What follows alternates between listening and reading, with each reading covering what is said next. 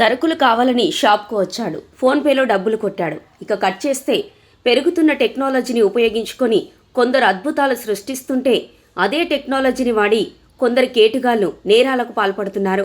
తాజాగా ఇలాంటి ఘటనే ఖమ్మం జిల్లాలో వెలుగు చూసింది. ఫేక్ ఫోన్పే యాప్ను ఉపయోగించి ఓ కిరాణా షాపు వ్యాపారికి 5,000 రూపాయల కుచ్చిటోపి పెట్టారు. బాధితుడి ఫిర్యాదుతో ఘటనపై కేసు నమోదు చేసుకున్న పోలీసులు దర్యాప్తు చేపట్టారు.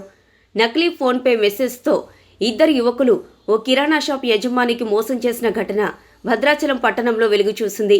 ఇక పూర్తి వివరాల్లోకి వెళ్తే భద్రాచలం పట్టణంలోని పాత మార్కెట్లో ఉన్న కొనిజర్ల రమేష్ కిరాణా అండ్ జనరల్ స్టోర్లో నిత్యావసరాల కోసం ద్విచక్ర వాహనంపై ఇద్దరు యువకులు వచ్చారు. ఇద్దరు యువకులు కలిసి సుమారు 5,000 విలువైన సామాగ్రి కొన్నారు. అయితే ఫేక్ ఫోన్పే యాప్ను ఉపయోగించి 5,000 చెల్లించినట్టు నకిలీ మెసేజ్ను చూపించారు. ఆ తర్వాత మెల్లగా అక్కడి నుంచి జారుకున్నారు. అయితే ఎంతసేపటికి వారు పంపిన రూపాయలు 5,000 వ్యాపారి అకౌంట్లోకి రాకపోవడంతో మోసపోయానని గ్రహించిన సదరు షాపు యజమానికి వెంటనే అలర్ట్ అయ్యాడు. హుటాహుటిన సమీపంలోని భద్రాచలం పోలీస్ స్టేషన్కు వెళ్లి తనకు జరిగిన మోసాన్ని పోలీసులకు వివరించాడు.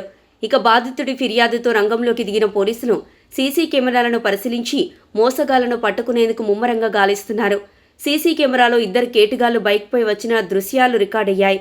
ఆ బైక్ రిజిస్టర్ నంబర్ ఆధారంగా నిందితులను పట్టుకునేందుకు పోలీసులు ప్రయత్నిస్తున్నారు.